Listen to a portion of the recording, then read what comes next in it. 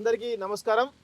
So రీసెంట్‌గా జరుగుతున్నటువంటి పరిణామాలు ముఖ్యంగా డిజిటల్ మీడియాపై జరుగుతున్నటువంటి దుష్ప్రచారం కావచ్చు, ఇదైతే ఉందో ముఖ్యంగా మన తొలి వెలుగు రఘు మీద జరుగుతున్నటువంటి ప్రచారం ఏదైతే ఉందో దాని గురించి నిజ నిర్ధారణ చేయడానికి ఈరోజు డిజిటల్ మీడియా ఛానల్స్ అన్నీ కూడా ఇక్కడికి రావడం జరిగింది.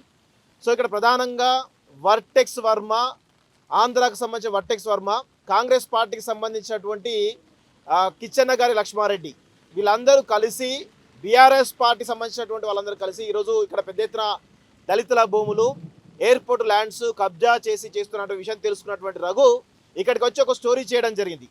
దాని గురించి చాలా పెద్ద ఎత్తున వైరల్ అయింది. ప్రభుత్వం కూడా స్పందించి దాదాపు 26 ఎకరాలకు సంబంధించినటువంటి భూమి అవుతుందో దాన్ని వెనక్కి తీసుకోవడం జరిగింది. దాని విలువే 500 కోట్లకు పైగా ఉంటుంది.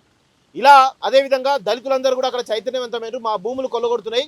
గతంలో ఈ తుక్కుగూడ మున్సిపాలిటీ పరిధిలోనే ఈ అంశం ఉండే, ఇది రాష్ట్ర వ్యాప్తంగా ప్రచారం అయింది అని చెప్పేసి దళితులు కూడా సంతోషంలో ఉన్నారు. అదేవిధంగా ఎయిర్పోర్ట్స్ కూడా ఒక రకంగా వాళ్ళు కూడా ఈ మా ల్యాండ్స్ కబ్జా అయినాయి అని చెప్పేసి వాళ్ళు కూడా తేరుకున్నట్టు తెలుస్తూ ఉంది. ఈ క్రమంలో ఈ వర్టెక్స్ వర్మ ఈ అక్రమ సామ్రాజ్యం ఏదైతే ఉందో, వర్టెక్స్ వర్మ మరియు కిచ్చెన్న గారి లక్ష్మారెడ్డి సంబంధించినటువంటి అక్రమ సామ్రాజ్యంలో వేల కోట్ల అక్రమాలు జరిగినాయని చెప్పేసి తెలుస్తున్నటువంటి ఈ ప్రయత్నంలో భాగంగా తొలి వెలుగు రఘును ఏ విధంగానైనా డిఫేమ్ చేయాలనేటువంటి దాంతో సోషల్ మీడియా వేదికగా బీఆర్ఎస్ పార్టీకి సంబంధించినటువంటి వాళ్ళు ఒక నిరాధారమైనటువంటి ఆరోపణలు చేస్తూ, దానిలో ముఖ్యంగా టీ న్యూస్ అనేటువంటి ఒక ఛానల్ కూడా దానికి సంబంధించినటువంటి వ్యక్తులు ఎవరు, అది బీఆర్ఎస్ పార్టీది. దానిలో సంతోష్ రావు గతంలో ఎండీగా ఉండే, ఇప్పుడు వాళ్ళ భార్య ఎండీగా ఉంది. ఇప్పుడు టీఆర్ఎస్ పార్టీ సంబంధించినటువంటి రాజ్యసభ ఎంపీ దామోదర్ రావు ఆయన కూడా వన్ ఆఫ్ ది డైరెక్టర్గా ఉన్నారు. వీళ్ళంతా ఎవరు, తెలంగాణను సర్వం దోచుకున్నటువంటి అవినీతి తిమింగలాలు వీళ్ళంతా. ఈ రోజే వెలుగు పేపర్లో రావడం జరిగింది.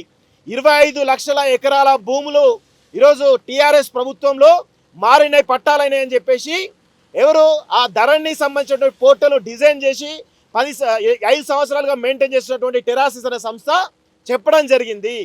సో ఇవన్నీ అక్రమాలు తెలుస్తూ ఉన్నాయి. అంటే వీళ్ళు మనం గతం 5-6 సంవత్సరాలుగా మనం ఏం చేస్తున్నాం, లక్షల కోట్ల రూపాయలు టీఆర్ఎస్ ప్రభుత్వం కేసీఆర్ కుటుంబం దోచుకుంటున్నాం.